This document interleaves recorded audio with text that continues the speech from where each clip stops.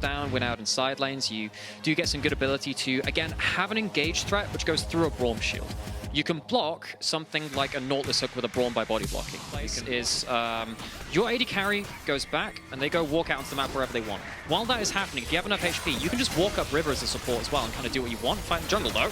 It's all about tempo, isn't it? Sheo a little bit low, gets the smite down in the end, but Boukada's not done. The spear's out as Gravity Field is set up and Stend flashes forward to enable the first blood kill. A spike down, beautiful, but it's not over yet. Team Heretics can feel the blood in their ears and they're rushing to get onto Loopy. The rest of W away. It ends there, but a first blood over to Sheo. Where you flash forward and then suddenly an AShe arrow comes through and you get really kind of spooked. Boukada's still hanging around though. Viktor's still pushing top wave. Can push that wave into tower, maybe look for something again.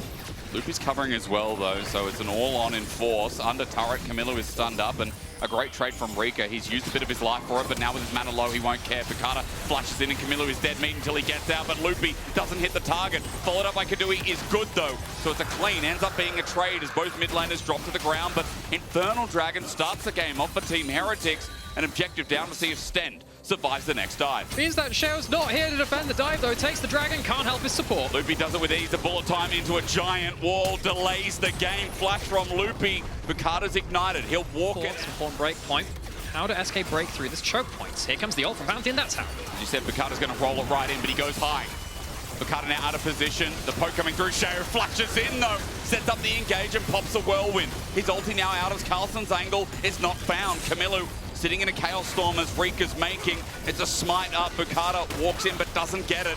One more grub to make 6. Boukada has his smite available. He will just take it off their hands, but Team Heretics are not done yet. Wind becomes lightning, not hitting. The gravity field slowing, but not killing. SK trying to walk up with a Mega Gnar in play, but Genax will not evolve. The wall this side of the pit. The Heretics feel like they can throw an arrow out. Let's see what Flakked's feeling. It's teleport, it's a flank, it's an angle. The arrow, as you said, onto the engage. Boukada flashes away, but Carlsen in a sticky situation. He's popped his ulti, but he's stunned up with no chance. He walks for a few, though, gets a reset. Alive and thriving. He flashes over the wall as Keduii's bullet time is now down, but Flakked caught out somehow on the right-hand side. Carlsen manages to escape in the end as Herald does that, pull SK away. And again, it's trying to do that counterweight. Boukada might just show it, decides against it, looking for a pick, but Stend puts up the door. Stend is out early with the door though, walks into the gravity field, but Reeker can't do anything. He flashes away from the enchant across the arrow, and Carlsen is here to stay. No chains, but as Sheo gets knocked away, he pops up Reeker. The blast cone for a failure doesn't connect, and Team Heretics with a pick off, they open up mid. Yeah, SK, they've, you know, hang on a second, and speaking of that, drop bit of a problem, there's the arrow. And the ulti layered on top, a pick off Loopy in games 1 and game 2. He's got the support blues. And normally we talk about has meant they can get towards the dragon first. Are we flipping this? Are we staying on it? You can charge the Mega Gnar on it. Well, there's no arrow available. Maybe they think to their advantage. SK, Genax half the way up to the Mega Gnar bar. Now in the yellow, which is good. But Carlsen goes over the wall. Boukada takes him for a deal.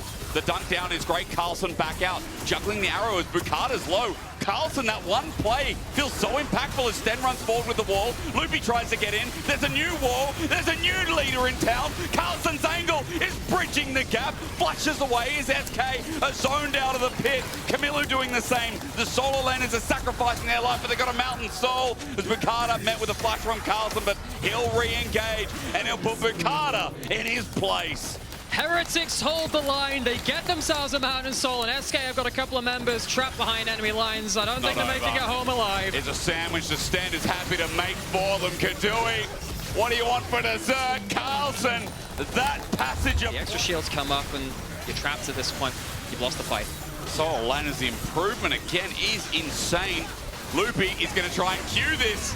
I've seen it from newbie Young in 2016. Huge credit again to Kamiloo. This guy was put under a ton of pressure in the early game. I don't really think he's put a foot wrong. Yeah. He's been a presence in every kind of macro play they wanted to do. Never been an easy pick. I think that Boukada, if he found another couple of picks, could have opened up the game a lot earlier, a lot more effectively. You're jumping onto a guy with a Mountain Soul and with a Crescent Guard.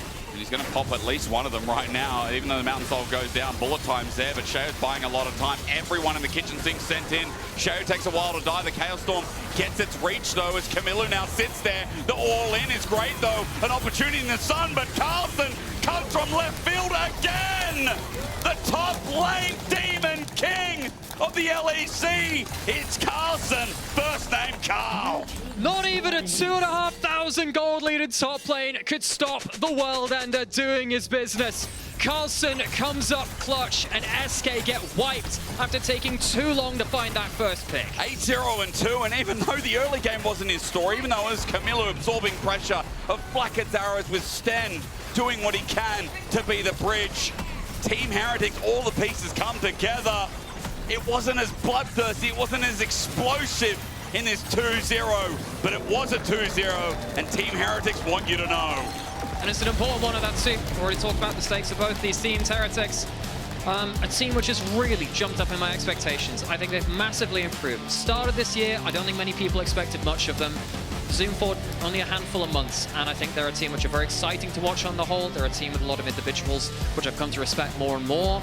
And, you know, I'm trying to think of players which have really stood out more than others. Obviously, Sheo from last week. I think the solo lane has got a lot of value in this series too. I really think, again, it's impressive to see that arc train, that development. Team Heretics with a 2-0, 4-3. They're up with Movistar Koi, by the way. So yeah, they should take a bow as you vote for your key player of the series.